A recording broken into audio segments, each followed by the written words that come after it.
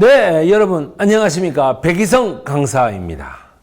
여러분, 이 더위에 어떻게 지내고 계십니까?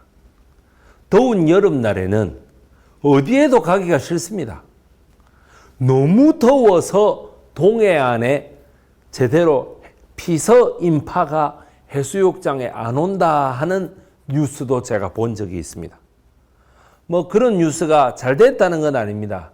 저희 돌아가신 아버지께서도 73년도하고 74년도에 그 부산의 해운대 해수욕장에 그 모든 피서 장비를 이렇게 마련해 놓고 그걸로 장사를 하려고 하시다가 그냥 태풍이 불어닥쳐가지고 쫄딱 망하신 경험이 있으세요. 그래서 그런 것들이 다 겹쳐가지고 서울에서 이 뒤통수를 경찰한테 두드려 맞아가지고 그 생긴 뇌졸중 후유증하고 합쳐가지고 세상에 26살에 인생을 마감하시게 되셨습니다. 정말 우리 아버지의 죽음도 억울하지만은 오늘 해야 되는 이분의 죽음만큼 억울한 죽음은 없어. 이승만이 우리 6.25 때 우리 양민을 6.25 전에 뭐 6.25 후에라도 양민을 학살한 게 다 합치면은 한 25만 명, 26만 명 된다 그러지 않았습니까? 그런데 정치인을 잡아가지고 그 이른바 학살하긴 좀 그러니까 공식적인 사법 체계를 동원해서 사법적으로 이것을 1심, 2심, 3심에 해가지고 사형을 해가지고 죽여버린 사건이다. 이 말. 세상에 이렇게 억울한 일은 없어요. 억울한 일은 없어. 이런 걸 네 글자로 뭐라 그럽니까? 사법살인 이렇게 얘기합니다. 사법살인. 여러분, 되지도 않을 혐의를 씌워가지고 그걸 가지고 온갖 정말 날조를 해서 그걸 가지고 고문을 통해 증인을 조작해 가지고 온갖 정말 그까지 다 동원해 가지고 자기의 정치적 라이벌을 본보기로 삼아 죽여버렸다 이 말이에요. 전부 다 뭐냐? 1952년 대선에서 지에 맞서서 싸웠고 56년 대선에서 지에 맞서 싸웠고 또 더군다나 사적으로도 상당한 대적관계에 있었던 죽산 조봉암 선생이라는 사람을 이승만이가 죽여버렸다 이 말이에요. 건국전쟁의 김덕영 감독은 왜 이 얘기를 건국전쟁에다 전혀 쓰지 않습니까? 왜 농지개혁을 100% 이승만이 다 한 거라고 얘기합니까? 오히려 100% 다 한 죽산 조봉암에 지읒자도 안 나와. 제가 그걸 보고 정말 열받았어요. 죽산 조봉암 선생만큼이나 억울한 24만 명이겠지만 죽산 조봉암 선생만큼 세상에 억울한 사람도 없습니다. 무슨 죄가 있다고 이분을 행정부, 이승만 정부, 그 다음에 입법부, 자유당 정부, 자유당 정권, 그 다음에 사법부, 대법원까지 총동원되고 그 홍진기라고 하는 법무부 장관까지 총동원돼 가지고 이 사람을 죽여야 했는가. 저는 죽산 조봉암 선생님의 최후를 보면서 이승만에 대한 분노를 참을 수 없습니다. 어떻게 해서 저 인간이 어떻게 해가지고 우리의 그런 여러 가지의 이승만 기념관 웃기는 소리 하고 있네. 저에게 국사를 강의를 보고 제 유튜브를 보면은, 자, PD님, 제 유튜브를 늘 보면은, 그 다음에 제 강연을 늘 들으면은, 한국사라는 게 공부를 하면은 마음이 편안해집니까? 아니면은 앉아있는 좌석이 매우 불편합니까? 참으로 불편한 한국사입니다. 예. 불편한 한국사를 요번에 제가 출간을 했습니다. 여러분이 보시고 매우 불편해지라고 제가 불편한 한국사를 냈습니다. 이것은 비단 제 전공인 한국 근현대사뿐만이 아니라 고대사, 성골, 진골은 왜 다른가? 그 다음에 춘향전의 원래 원천은 어디인가? 이런 것들을 전부 다 불편한 고대사, 불편한 고려사, 불편한 조선사 이래가지고 42개의 챕터를 여기다 써놨어. 피디님 재밌겠죠? 그래도 재밌을 것 같은데 예. 제가 이제 저희 딸한테 만약에 이 책을 선물했을 때 네. 학교에서 국사 시험을 본다면 네. 큰 지장이 없을까요? 네. 학교에서 국사시험을 만약 객관식으로 본다 하면 그거는 학교의 국사책 설명을 따라가라고 전해 주십시오. 예. 이 책을 보고 답을 쓰면 큰일 나는 거군요. 이 책을 보고 답을 쓰면은 100% 빵점 나옵니다. 예, 그럼 꼭 전달하고 예. 책을 사줘야 될 것 같습니다. 아빠, 이거는 왜 이래? 라고 할 때 이거를 권해주시기 바랍니다. 마찬가지로 여러분들께서도 기존의 국사책을 모두 버리십시오. 버리시고 이 책의 내용을 따라서 보십시오. 근데 이제 저도 부모님이 이제 약간 항상 네. 걱정하시는 게 치매인데 네. 치매 예방에는 이렇게 새로운 지식, 새로운 경험 이런 것들이 도움이 된다고 하더라고요. 그래서 정말 도움이 많이 되죠. 그래서 이렇게 새로운 지식으로 기존에 갖고 있던 그런 고정관념을 한번 흐트러뜨리면 치매 예방에도 상당히 도움이 되지 않을까. 참고로 임진왜란을 우리나라에 1589년에 임진왜란이 1592년에 일어났지 않습니까? 1589년에 우리나라에 처음으로 너그 나라에 전쟁이 일어난다라고 처음으로 말한 사람은 이름은 이 책을 보시고 국적은 태국의 사람입니다. 뉴탐사 구독, 좋아요. 이제 조봉암으로 다시 돌아갑니다. 저분이 조봉암 선생입니다. 그런데 저 맨 왼쪽에 있는 이 사진은 조봉암 선생이 재판을 받고 있는 모습입니다. 수의를 입고 있습니다. 감옥에 들어가 있다는 얘기죠. 그리고 이거는 1959년 7월 31일 오후에 일어난 사건. 바로 죽산 조봉암 그리고 진보당 7명에 대한 사형이 집행되었다. 조봉암 사형을 집행 31일 서울 서대문 형무소에서. 사체에는 24시간 후에 인도 이 말입니다. 자, 여기 옆에 제일 왼쪽에 한번 보시죠. 나의 죄는 정치 활동뿐 마지막 술 한 잔을 달라. 여러분, 죽산 조봉암 쌤은 아무런 죄가 없었어요. 아무런 죄가 없었습니다. 만약 있다면 그것은 우리 대한민국을 너무 사랑한 죄, 우리 대한민국 국민들을 너무 아낀 죄. 많은 분들이 지금 용산에서 날이면 날마다 역사에 대해서 뻘소리를 짓거려대고 있는 용산의 저 사람하고 용산의 그를 좋아하는 이찍들이 죽산 조봉암을 얘기할 때 김일성의 지령을 받아가지고 56년도에 대선에 출마했다. 그래서 공산주의 활동을 했다. 에라이! 이건 너무한 거 아니냐고, 씨. 죽산 조봉암은 1950년 당시에 자기 마누라 김조이 여사가 북한군에 붙잡혀 가가지고 그야말로 성고문을 비롯한 모든 고문을 다 당하고 거기에서 생매장 돼가 죽은 거는 어떻게 설명할 거예요? 자기 마누라를 생매장 시켜 죽인 원수의 말을 듣고 출마했다는 게 말이 됩니까?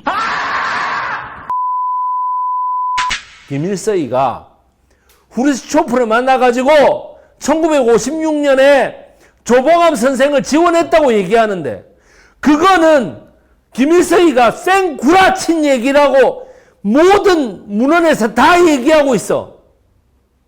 어디서 그런 허위날조된 김일성이 같은 자식의 말을 믿고 말이지. 우리나라의 국민을 진심으로 사랑한 죽산 조봉암 선생 말은 안 믿는다는 게 말이 됩니까? 자기 마누라의 원수를 지금부터 인생을 한번 보시겠습니다. 강화군청 구급주사보 출신 민족 지도자. 요번 10월 달에 4개 기초자치단체 그 장이 보궐선거를 합니다. 그리고 전라도의 영광군수하고 곡성군수는 선거법 위반으로 나갔기 때문에 거기는 조국혁신당하고 민주당이 다시금 격돌을 해요. 그런데 부산의 금정구청장하고 인천의 나머지 한 개 어디예요? 강화군수예요. 인천 강화군 출신의 우리나라 최고의 진보주의 정치인이 바로 조봉암 선생이었어요. 자, 강화군청 구급주사보 출신의 강화군청의 공무원이었습니다. 그런데 그때 당시에 구급주사보 위에 있던 8급 주사가 틈만 나면 조봉암 선생 보고 뭐라 했는지 압니까? 야, 우리나라는 독립 안 돼. 우리나라 독립 그게 먹는 거야? 조봉암 선생을 보고 이렇게 해보시죠. 일본 일제시대 때는 당연히 일본 국민인데 왜 일본 그 공무원을 하면서 왜 일본국 말을 안 듣느냐고. 그러면 그 박정 의원이 말 잘했대. 박정 의원이 대답을 멋지게 했대. 베트남이 프랑스의 식민지였는데 그럼 베트남에서 독립운동했거나 베트남에서 한 사람은 다 프랑스 사람입니까? 아니면은 인도네시아가 네덜란드 식민지인데 그러면 인도네시아에서 그 독립운동했던 수카르노 같은 사람들 전부 다 네덜란드 사람이에요? 말이 말 같은 소리를 해야 될까 아이가 이 김문수야. 도저히 더 이상 못 견뎌가지고 YMCA로 서울로 상경합니다. 그래서 처음 만난 사람이 누구? 여운형, 박헌영 등과 교류했습니다. 이래가 나중에 박헌영하고는 사이가 멀어지죠. 왜냐하면 너무 공산주의니까. 나는 공산주의자가 아니다 이거예요. 나는 모스크바로 유학 갑니다. 러시아 말을 그렇게 잘했다 그래. 그래 2차 공산당 결성 때 신의주 감옥에서 손가락 10개 중에 7개를 상실합니다.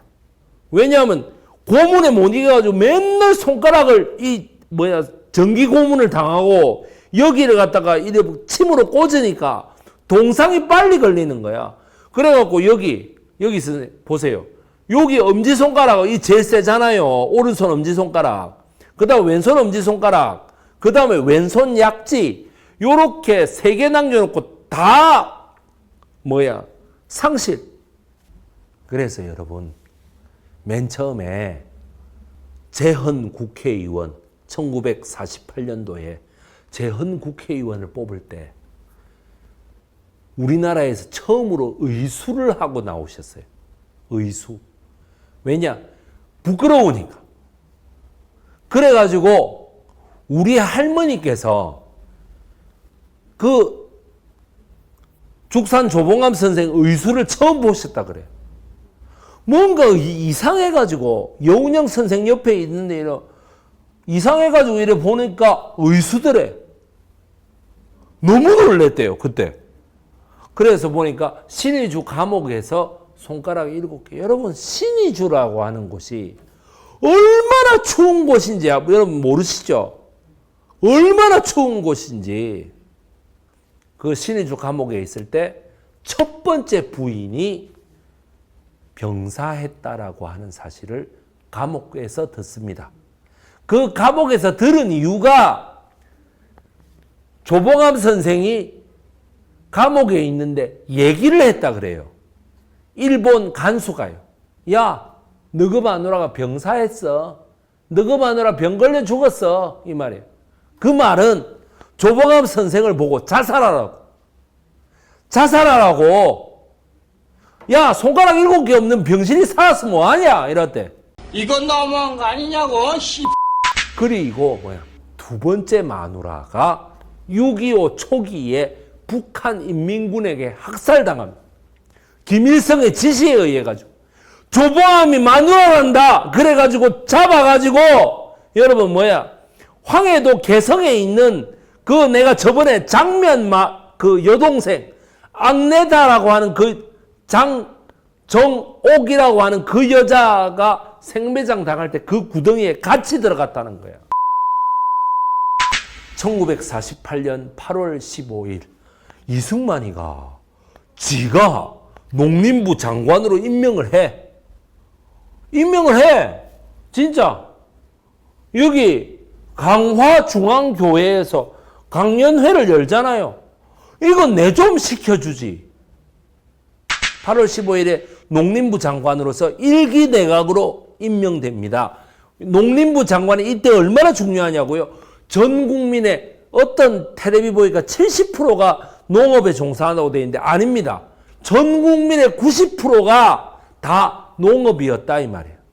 그래서 농업, 임업, 수산업까지 전부 다 조봉암 선생에게 맡겼다는 거예요.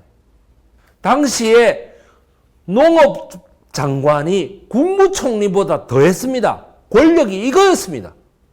국무총리보다 훨씬 더 셌습니다. 지금 권력이 이거 어딥니까? 기획재정부. 기획재정부 장관이 넘버원이죠. 홍남기 보세요. 홍남기가 문재인 대통령이 전국민 지원금을 하는데 홍남기가 안 낸다니까 거치지 않습니까? 그런데 어떻게 돼? 윤석열 대통령이 당선되고 나니까 바로 시행한다고. 나쁜 놈의 새끼야. 그것 때문에 졌잖아. 그것 때문에. 꼴랑 24만 표. 그게 뭔데? 그것만 줬어도 25만 표는 왔다 갔다 했어요. 1949년 2월에. 그러니까 8월, 9월, 10월, 11월, 12월, 1월, 2월, 6개월 하고 그만뒀어. 저 세 명이 되게 중요합니다. 조봉암, 그 다음에 농림부 차관, 그 다음에 농지개혁국장. 요 세 명입니다. 요 세 명이 뭐예요? 민족의 명운을 건 뭡니까? 농지개혁을 하라라고 하는 이승만의 지령을 받았거든. 자, 지금부터 이승만이 가장 자랑스럽게 생각하는, 이승만을 자랑스럽게 생각하는 사람들이 가장 자랑스럽게 생각하는 농지개혁의 실체를 제가 말씀드리겠습니다. 농지개혁하면 저에게는 이승만의 1호 거부권 정책입니다. 우리나라 거부권 1호다 이 말이야. 지금 용산에 윤석열 대통령이 무슨 밥 먹듯이 쓰고 있는 1호. 자, 옛날에부터 우리나라에는 지주 소작 제도라고 해서 이것이 신분제까지 다 포괄하는 엄청난 개념이었습니다. 소수의 지주가 있고 다수의 소작인이 있어서 옛날에는 서울의 인구가 1948년만 해도 서울 인구가 50만 명이 안 됐어요. 지금 1000만 명 되는 이런 게 아니고 50만 명이 안 됐습니다. 전국에서 가장 인구가 많은 곳은 전라북도, 정읍, 김제, 이런 경상북도, 경산, 칠곡 이쪽이었어요. 정말입니다. 그런데 이게 박정희의 이촌향도 때문에 쫙 해서 역전된 게 지금의 모습이다. 이거를 농지개혁을 한다는 것은 소수의 지주가 독점하는 걸 전부 다 풀어가지고 이거를 소작인들에게 다 나누어 줘야 되겠는데, 그러면 자 보세요. 지주들은 어떻게 합니까? 지주들이 그동안 갖고 있던 땅은 어떻게 합니까? 보상이 있어야죠. 그리고 그거를 농민들한테 나누어 줄 때는 또 어떻게 분배를 합니까? 이거를 공산주의에서는 간단합니다. 뭐냐? 당과 국가가 하나의 농지 개혁으로서 지주가 되는 거죠. 전부 다 땅을 무상몰수를 해가지고 무상 분배를 해줍니다. 그런데 어떻게 됩니까? 당과 국가가 하나의 지주기 때문에 그거는 대규모 소작인을 양산하는 거예요. 그런데 뭐냐 하면은 이 자본주의 하에서의 농지개혁이라는 거는 지주에게 보상을 해주고 국가가 그 땅을 빼들어서 그거를 다시 소작인들에게 분배하는 정책입니다.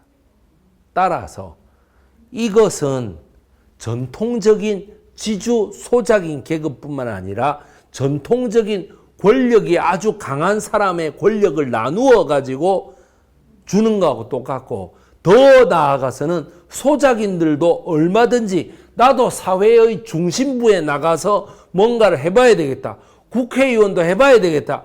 중앙행정부에 나가봐야 되겠다. 대통령도 해봐야 되겠다라고 하는 진정한 민주주의의 피선거권의 정책을 가리키는 것과도 똑같습니다. 그런데 그걸 어떻게 할 거냐고.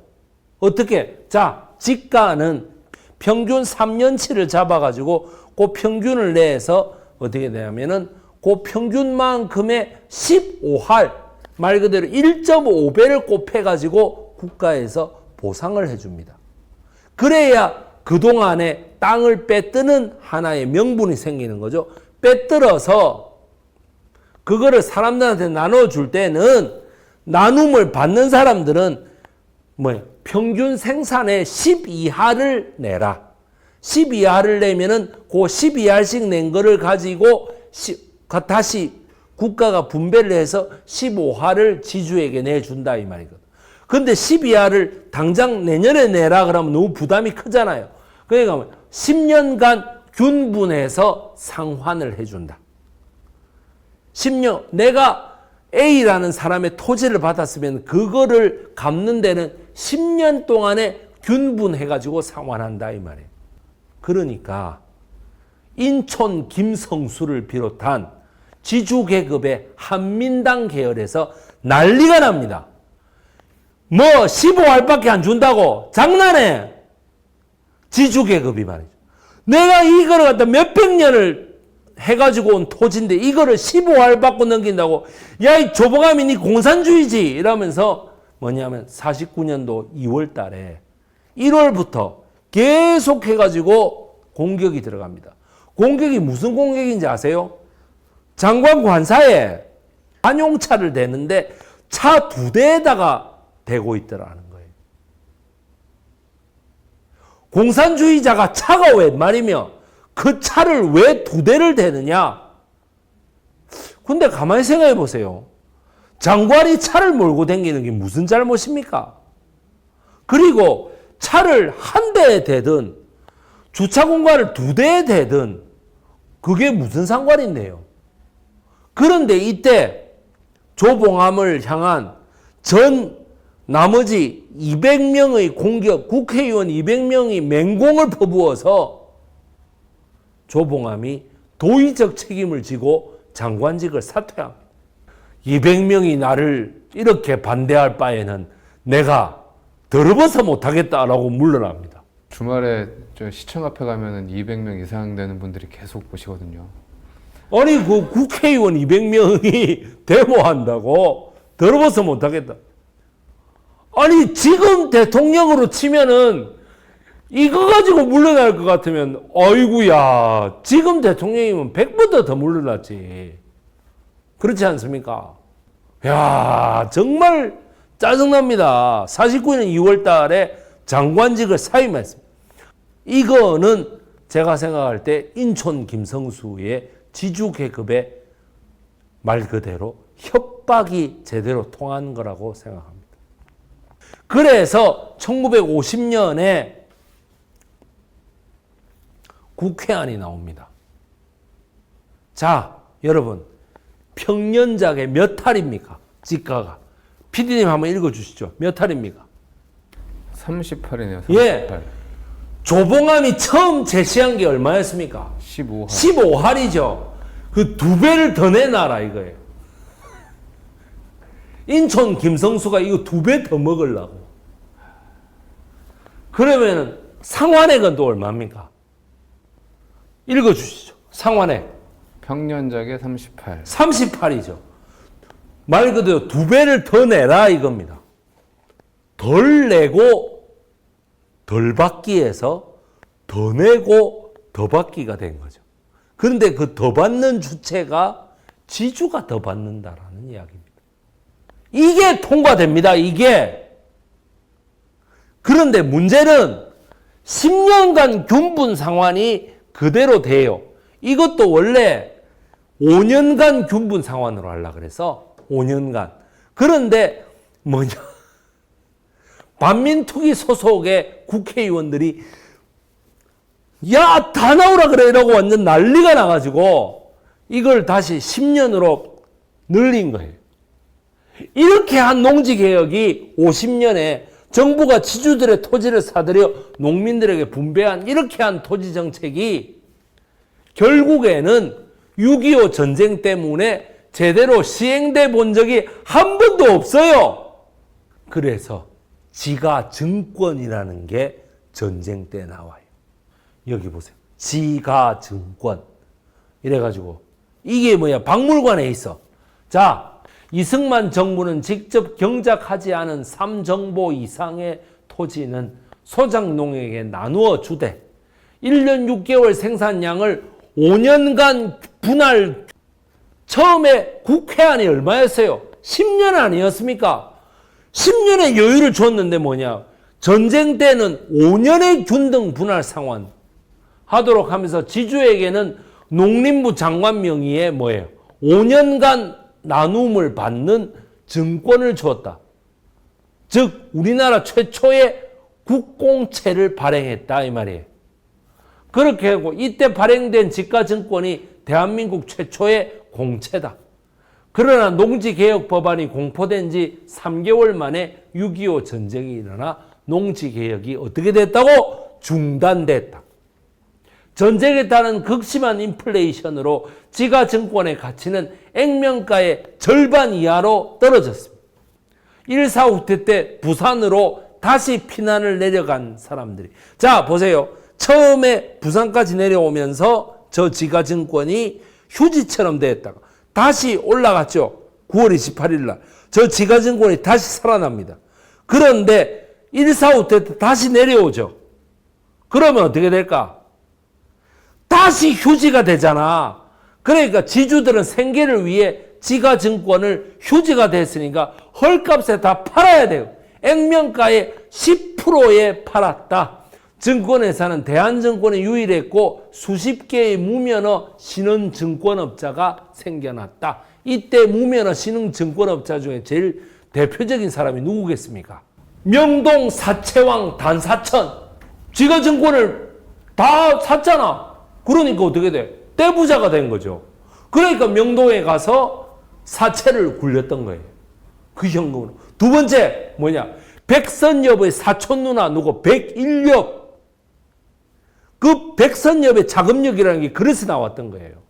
이 나쁜 놈들이 나라의 국공채마저도 저거 마음대로 하는 놈들이. 그런데 무슨 놈은 PD님 이거 얘기 들어보시니까 이때까지 얘기 들어보시니까 어때요? 한동훈이가 농지개혁이 잘 됐다는 건 이거는 소리입니까 아닙니까 도대체? 불편한 한국사를 읽어야 됩니다. 예, 불편한 한국사를 읽어야 돼요. 한국사를 공부하면 공부할수록 여러분들은 불편해지셔야 되는 거야. 불편해져야 돼. 나쁜 사람들 같으니라고. 6.25 긴급재정. 6.25 들었으니까 뭐야? 돈이 없다 이거야. 돈이 없다. 임시 토지 소득세. 이게 언제까지 갔느냐? 60년대 말까지. 전쟁으로 인한 국민 경제의 불안정과 양곡의 수급 조절을 목적으로 토지 수익에 대한 모든 조세를 현물로 납부하게 한 통지세. 내가 저번에 한번 설명했죠. 정부가 전쟁의 수행에 필요한 양곡을 더 많이 확보할 방안, 이거란 말이야. 이거 더 많이 확보할 방안. 갑류의 경우에는 10석 이하는 15%, 10석 초과 시는 20%, 20석 초과 시는 24%, 50석 초과 시는 28%의 세율을 적용한. 누진세의 개념으로 했다. 그러니까 많이 생산하면 생산할수록 전부 다 뭐야? 더 세금 내기 싫어하는 사람들은 더 손해다 이 말이에요. 을류의 경우에는 특용작물, 감류는 전답, 을류는 특용작물 등의 생산용도 뭐 참깨라든가 대파라든가 이런 거죠. 생산용 토지로서 소득금액을 과세 표준으로 또 뭐야?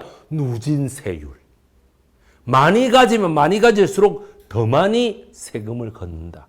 농지개혁법상 분배 토지는 차등하여 적용. 분배받은 농지의 경우에는 15%에서 자그마치 몇십 프로 60%까지 누진세율을 적용했다. 60년대 말까지 우리나라 농지에 저렇게 엄청난 세율이 누진세로 부과되고 있었다 이 말이에요. 말 그대로 뭐야? 이런저런 잡세까지 합치면은 생산량의 절반을 현물세로 현장에서 걷어가는 형태를 가지고 있었다. 잘 생각해 보세요.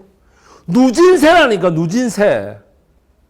그러니까 뭐라 그랬어 우리 PD님이 저번에 저거를 임시토지소득세를 처음 설명할 때 뭐라 그랬어? 한동훈이가 왜 이승만의 농지개혁을 잘했다 했는지 알겠다. 뭐냐? 자기의 생각은 세율을 전체 갑종근로세의 50%를 매기고 싶다라는 속마음일 거다라는 얘기까지 했을 정도입니다. PD님 그렇지 않습니까? 맞죠? 네. 무슨 국세청 직원도 아니고 이런 식으로까지 여러분한테 말했는데 그래도 이승만의 농지개혁이 잘했다고 생각하는 사람 있으면 지금부터 그냥 다 이래도 이승만은 농지개혁을 잘했다고 주장할 사람들이 있을까요? 이렇게 많이 걷어서 예. 잘 쓰면 참 좋죠. 근데 지 포켓으로 많이 들어가. 다들 착복을 했으니까 예. 그게 가장 큰 문제인 것 같아요. 지금 대통령도 마찬가지.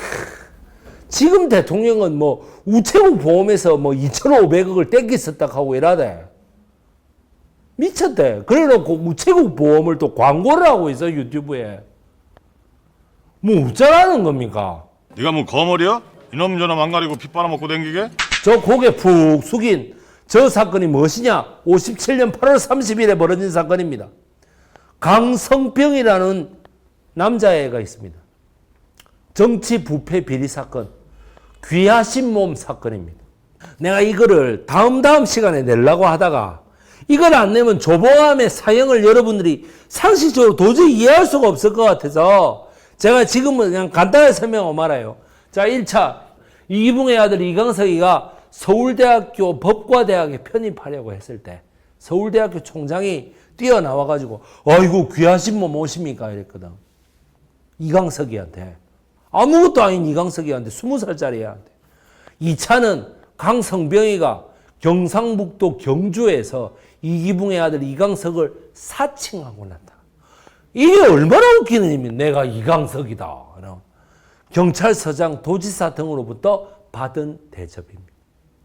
이 사건이 당시에 얼마나 엄청난 관심을 끌었던지 죽산 조봉암 선생님이 강력하게 정부 비판을 합니다. 어떻게 이런 일이 벌어질 수 있느냐? 여기에 이승만 정권이 어떻게 돼요? 죽산 조봉암 선생을 빨갱이로 일단 체포, 일단 백지 기소장 1958년 2월 20일에서 1960년 3월 23일까지 저거는 무슨 얘기냐면 홍진기 장관이 법무부 장관에 재임했던 시절이에요. 저 2년 동안 홍진기가 한 일은 하나밖에 없어. 조봉암 선생을 잡아넣어서 사형시킨 일밖에 없습니다.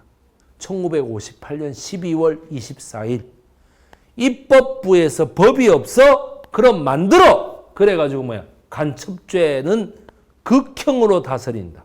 국가보안법 강화 12월 24일 이사파동이라고 합니다. 이사 국가보안법 파동. 이번 간첩 방조자에 대한 중죄. 이건 조봉암 하나만 사형에 처하려고 하니까 안 되잖아. 그러니까 진보당 7명을 전부 다 사형에 처하는 방식인 거예요. 그 다음 세 번째, 변호사 접견 금지. 단심제로 꺾겠다. 2심 제도를 폐지합니다. 국가보안법을 강화하는 것이죠. 3번은 지금 우리가 법에 대한 지식이 없는 우리가 봐도 위헌입니다. 변호사의 조력을 받아야 됩니다. 그리고 어떠한 경우에도 사형은 3심제로 가야 됩니다. 따라서 당시에 김영삼 의원, 김두한 의원, 더 나아가 누구야? 국무총리를 지냈던 장택상이마저도 조봉암을 어떻게 돼? 변호하고 나선 거예요. 저거는 위헌이다. 자, 국가에서 헌법상의 부칙을 만들어서 1945년 8월 15일 광복 이전에 어떤 국가 반민족 행위자들을 처벌할 권한을 만들 수 있다라고까지 했던 거를 법무부 장관 이인희가 뭐라고까지 하면서 반대합니까? 소급입법. 말 그대로 일제시대에는 없던 행위를 일제시대 이후에 다시 법조항을 만들어서 하는 거는 반대한다라고까지 했잖아. 그런데 변호사 접견 금지하고 2심제도 폐지는 위헌이라고 하는데도 이인희는 소급입법은 찬성했으면서 58년도에 저 조항은 아무 말을 안 합니다. 자유당 정권에 있는 국회의원들도 아무 말을 하지 않습니다. 그리고 2월 4일 날 1958년 11월 8일 날 정부는 이 개정안에다가 네 번째 조항을 넣습니다. 바로 뉴탐사하고도 관련 있는 내용입니다. 자, 보세요.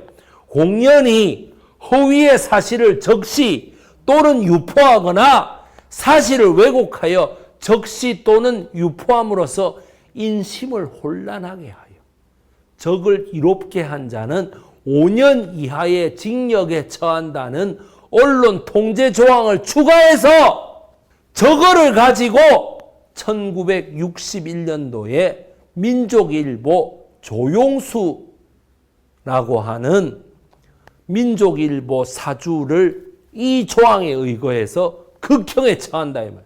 나쁜 사람 같으니라고. 진보당을 해산하기 위해서 행정부의 홍진기가 잡아놓고 입법부에 자유당이 법을 만들어서 날치기로 통과시키고 자, 야당 의원들 귀가마저 강제. 왜? 야당 의원이 있으면 통과가 안 되니까 귀가시켜버린다 이 말이죠. 그래, 이 귀가시키는 장면이 위에 있습니다. 사복 경찰의 완력의 무도함 이렇게 돼 있어요. 민주당 의원총회 무산 이런. 장택상 국무총리는 죽산 조봉암하고 6.25 때부터 친구였습니다. 홍진기에게 그럽니다. 장택상이 뭐라 하느냐. 내가 우리나라 보수에선 제일 잘난 사람인데 내가 보증한다. 조봉암은 절대 공산당이 아니다라고 얘기합니다. 장택상이 아니라 그러는데 홍진기 지가 뭐라고 잡아놨습니까? 저거는 이승만이가 잡아넣으라고 한 거예요. 나쁜 사람 같으니라고. 조봉암에 그럼 56년도에 어떻게 대통령 선거에 나오게 되었는가? 3대 대선 공약을 보시겠습니다. 첫 번째, 유엔 감시하에 총선거에 의한 남북 통일입니다. 이건 뭡니까? 1954년도에 미국 국무부 안입니다. 제네바 회담에서 내가 저번에 얘기했지 않습니까? 제네바 회담 미국 국무부 안이 뭐야? 한반도 중립화론이라. 그래서 여기에서 유추해 볼 수 있는 것이 56년도 대선 이전에 56년 5월 대선 이전에 미국 국무부에서 찍었다는 걸 알 수 있죠. 죽산 조봉암을 대선 후보로 찍어서 죽산 조봉암에게 영어를 교육시키고 한반도 중립화 교육을 시켰다는 것을 알 수 있습니다. 그런데 어떻게 돼? 제임스 하우스만이 미국 국방부에 충실한 종복이다 보니까 국방부와 국무부의 대결이라고 했잖아요. 따라서 죽산조봉암을 공산당으로 몰아야 되겠다라고 생각했다는 것을 알 수 있습니다. 두 번째, 국민 무상의료. 세 번째, 국민 무상교육. 자, 지금 다 하고 있는 거 아닙니까? 초등학교 1학년 유치원부터 중학교까지. 이게 죽산조봉암 선생의 공약이었습니다.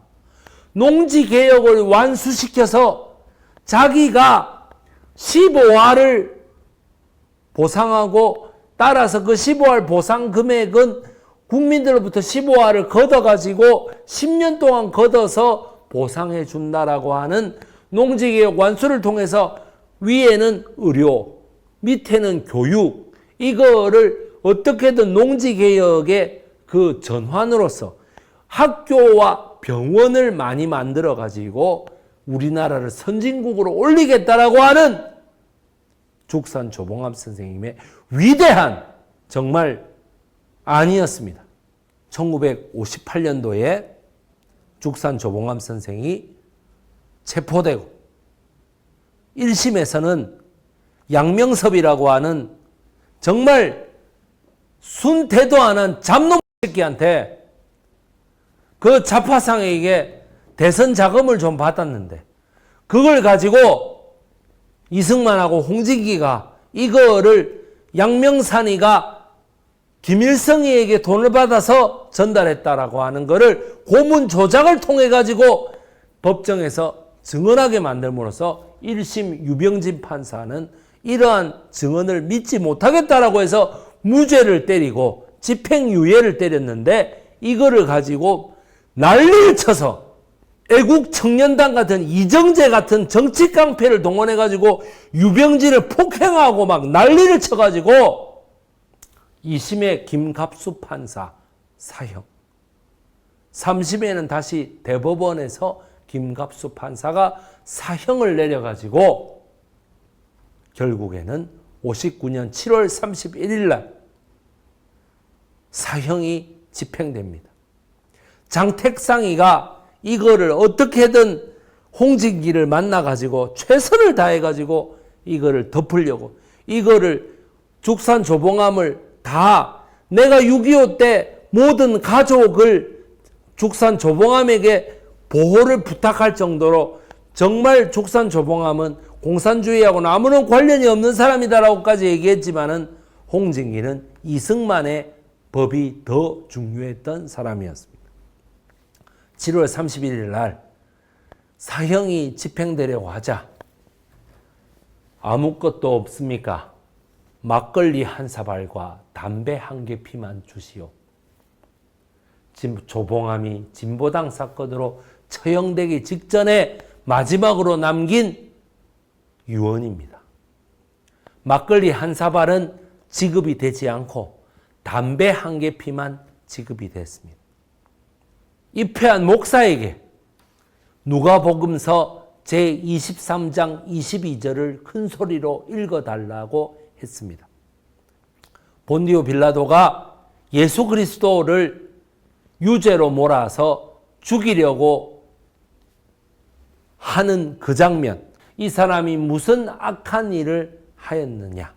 나는 그 죽일 죄를 찾지 못하였노니 때려서 놓겠다. 그냥 몇 대 때려서 놓겠다라고 했는데 한때 저희가 큰 소리로 재촉하여 십자가에 못 박기를 구하니 저희가 이긴지라. 바리새가 이겼다라는 거를 목사로 하여금 큰 소리로 읽어달라고 하고 돌아가십니다. 교수형을 당하죠. 그거를 보고 제일 열받은 데가 어디냐 하면 피디님, 죽산조봉암 선생이 사형당했다는 소리에 가장 열받은 지역이 어디겠습니까? 강화도요? 아닙니다. 전라도? 대구였습니다. 대구요? 예, 대구하고 경상북도가 어떤 연고가 있죠? 대구하고 경상북도가 진보의 성지입니다, 우리나라에. 아, 그 전까지 그랬죠? 예, 1975년도까지는 대구하고 경북이 우리나라의 모든 진보 사상의 1위입니다. 그래서 죽산조봉암이 1956년 선거에서도 이승만한테 이긴 지역입니다. 죽산조봉암이 어디서 이겼는지, 어디까지 이겼는지 아닙니까? 56년 대선에서는 울릉도까지 이겼습니다. 울릉도까지. 죽산조봉암이 다 이겼어요.